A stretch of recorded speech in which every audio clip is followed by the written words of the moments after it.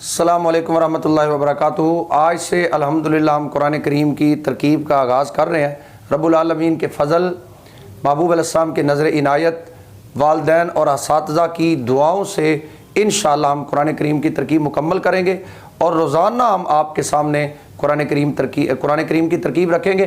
آپ روزانہ ہمارے ساتھ رہیے گا اور ہمارے لیے دعا بھی فرمائیے گا۔ اگر آپ چاہتے ہیں کہ اس میں کسی چیز کا اضافہ ہو تو آپ ہمیں کمنٹ سیشن میں بتائیں گے، تو انشاءاللہ جیسے آپ چاہیں گے ویسے ہی ہوگا۔ قرآن کریم کی ترکیب کا آغاز کرتے ہیں۔ سب سے پہلے اعوذ باللہ من الشیطان الرجیم۔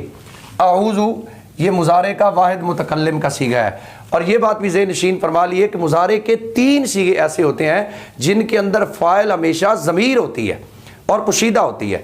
تو واحد مذکر حاضر، واحد متکلم اور جمع متکلم، یہ واحد متکلم کا صیغہ ہے اور اس کے اندر فاعل آنا ضمیر، اس کا فاعل پوشیدہ ہے فعل کا۔ اعوذ فعل، آنا ضمیر مرفوع متصل، اس کا فاعل بحرف جار، اس میں جلالت شریف مجرور۔ اور یہ بات بھی ذہن نشین فرما لیجئے کہ جب جار مجرور آپ کے سامنے آئے تو پہلے دیکھ لیجئے، اگر اس کا متعلق لفظوں میں موجود ہو تو پھر ظرف لغو کہیں گے، اور اگر لفظوں میں موجود نہ ہو تو پھر ظرف مستقر کہیں گے۔ چونکہ یہاں پر ظرف لغو پیچھے فعل موجود ہے تو ہم اس کو ظرف لغو کریں گے۔ بحرف جار، اس میں جلالت شریف مجرور، مجرور بواسطہ حرف جار ظرف لغو متعلق ہوا اعوذ فعل کے۔ من حرف جار، الشیطان الرجیم، یہ 2 معرفہ ہیں اور یہ پکا قاعدہ یاد کر لیجئے، آج ہی یاد کر لیجئے کہ 2 معرفہ آ جائیں تو اکثر موصوف صفت بنتے ہیں۔ الشیطان موصوف، الرجیم صفت۔ یہ معرفہ کیوں ہے؟ کیونکہ اس پر بھی الف لام ہے اور اس پر بھی الف لام ہے۔ الشیطان موصوف، الرجیم صفت۔ موصوف اپنی صفت سے مل کر مجرور ہوا من حرف جار کا، مجرور بواسطہ حرف جار ظرف لغو متعلق ہوا اعوذ فعل کے۔ اعوذ فعل اپنے فاعل اور متعلقین سے مل کر جملہ فعلیہ خبریہ ہوا۔ ترجمہ کرتے ہیں، میں مردود شیطان سے اللہ کی پناہ مانگتا ہوں۔ ہو سکتا ہے یہ سوال بھی آپ کے ذہن میں ہے، رجیم یہ جو فاعل کے وزن پہ آنے والا کوئی بھی ہوتا ہے تو وہ بمعنی فاعل بھی ہو سکتا ہے، وہ بمعنی مفعول بھی ہو سکتا ہے۔ یہاں پہ ہم نے ترجمے میں بمعنی مفعول استعمال کی ہے، اس لیے مردود استعمال کی ہے۔ بحرف جار، اس میں جلالت، اسم مضاف، اسم کو مضاف کیوں بنایا یہ قاعدہ بھی آج ہی پکا یاد کر لیجئے۔ ایک اسم نکرہ ہو اس کے بعد معرفہ ہو، یہ نکرہ کیوں ہے؟ آپ معرفہ کے 7 قسمیں دیکھیں تو ان میں سے یہ کوئی قسم بھی نہیں ہے، تو اسم نکرہ ہے اور اس کے بعد معرفہ آ گیا، تو ان کی پکی ترکیب ہے مضاف مضاف الیہ والی۔ اسم مضاف، اس میں جلالت شریف موصوف، اس کو موصوف کیوں بنایا ہے؟ 2 معرفہ ہو، 3 ہو، 4 ہو تو ان کی ترکیب آپس میں موصوف صفت والی ہوگی۔ یہاں بھی یہ سوال ہو سکتا ہے کہ اوپر 2 معرفہ تھے تو ان کو موصوف صفت بنایا تو ان کو موصوف صفت بنا لیتے، تو یہ بات یاد رکھیے سوائے ایہا کے صفت کی کسی صفت کی صفت نہیں آتی، تو یہ دونوں صفتیں بنے گی اس میں جلالت شریف کی۔ اس میں جلالت شریف موصوف، الرحمن صفت اول، الرحیم صفت ثانی۔ موصوف اپنی صفت اول اور صفت ثانی سے مل کر مضاف الیہ ہوا اسم مضاف کا، اسم مضاف اپنے مضاف الیہ سے مل کر مجرور ہوا بحرف جار کا، مجرور بواسطہ حرف جار ظرف مستقر متعلق ہوا اشرع فعل کے۔ اشرع فعل، آنا ضمیر اس کا فاعل، فعل اپنے فاعل اور متعلق سے مل کر جملہ فعلیہ خبریہ ہوا لفظاً اور جملہ انشائیہ ہوا مانن۔ اب اس کا ترجمہ کرتے ہیں۔ اللہ کے نام کے ساتھ شروع کرتا ہوں جو بہت مہربان بہت رحم کرنے والا ہے۔ الحمدللہ، الحمد مبتدا، الحمد کیوں مبتدا ہے؟ کلام کے شروع میں معرفہ آ جائے اس کے بعد جار مجرور آ جائے تو پکا قاعدہ ہے معرفہ مبتدا اور جار مجرور کو کسی کے ظرف مستقر کر کے خبر بنائیں گے۔ الحمد مبتدا، لام حرف جار، اس میں جلالت شریف موصوف، اس میں جلالت شریف کو موصوف کیوں بنایا؟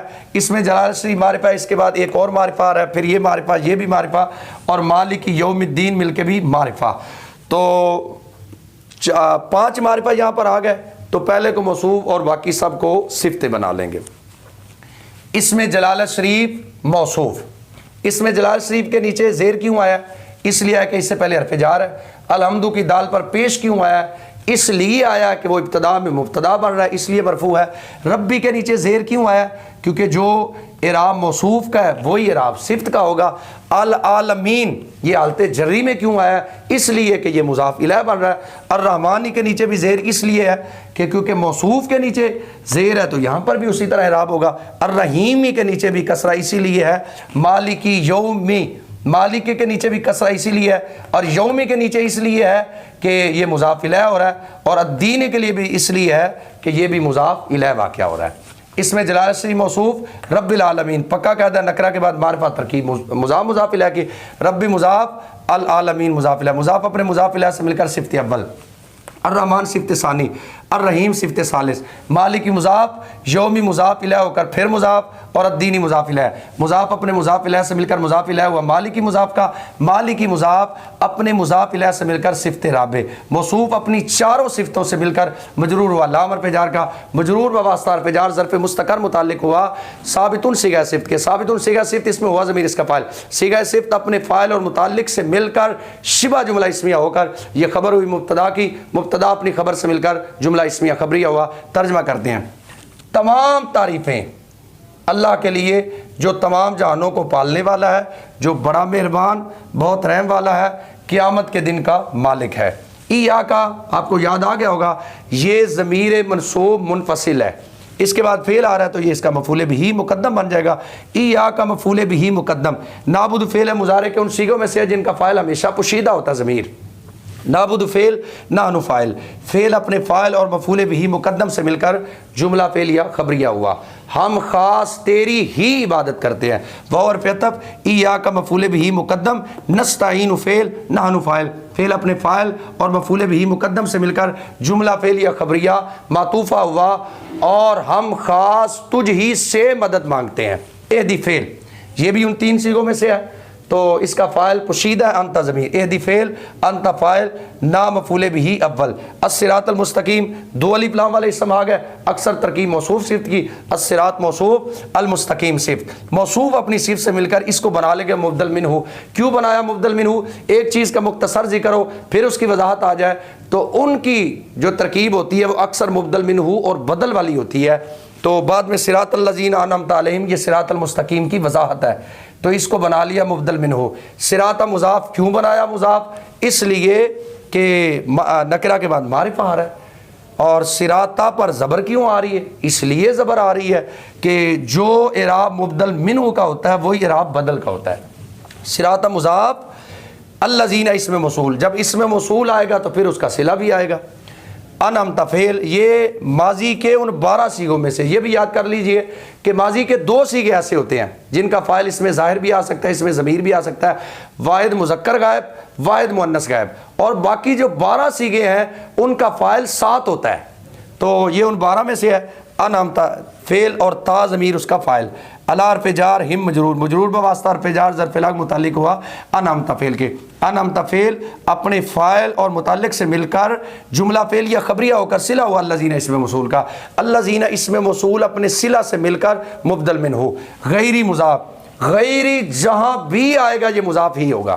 مغضوب صیغہ صفت، علیہم اس کا نائب فاعل، صیغہ صفت اپنے نائب فاعل سے مل کر شبہ جملہ اسمیہ ہو کر معطوف علیہ، واو حرف عطف لا زائدہ برائے تحسین، دالین صیغہ صفت، ہم اس کا فاعل، صیغہ صفت اپنے فاعل سے مل کر شبہ جملہ اسمیہ ہو کر یہ معطوف علیہ اپنے معطوف سے مل کر مضاف الیہ ہوا غیری مضاف کا، غیری مضاف اپنے مضاف الیہ سے مل کر بدل، مبدل منہ اپنے بدل سے مل کر یہ مضاف الیہ ہوا صراط مضاف کا، صراط مضاف اپنے مضاف الیہ سے مل کر بدل، مبدل منہ اپنے بدل سے مل کر مفعول بہ ثانی، اہدی فعل اپنے فاعل مفعول بہ اول اور مفعول بہ ثانی سے مل کر جملہ فعلیہ انشائیہ ہوا۔ اب ترجمہ کرتے ہیں، تو ہمیں سیدھا راستہ دکھا، ان لوگوں کا راستہ تو نے جن پر انعام فرمایا، نہ ان لوگوں کا راستہ جن پر غضب کیا گیا اور نہ گمراہوں کا۔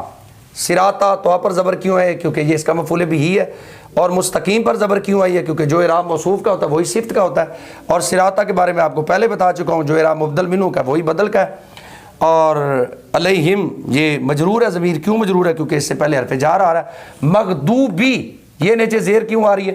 کیونکہ جو مضاف کے بعد مضاف الیہ ہوتا ہے اور مضاف الیہ ہمیشہ مجرور ہوتا ہے، اور غیری یہ اس کے نیچے زیر کیوں آئی ہے؟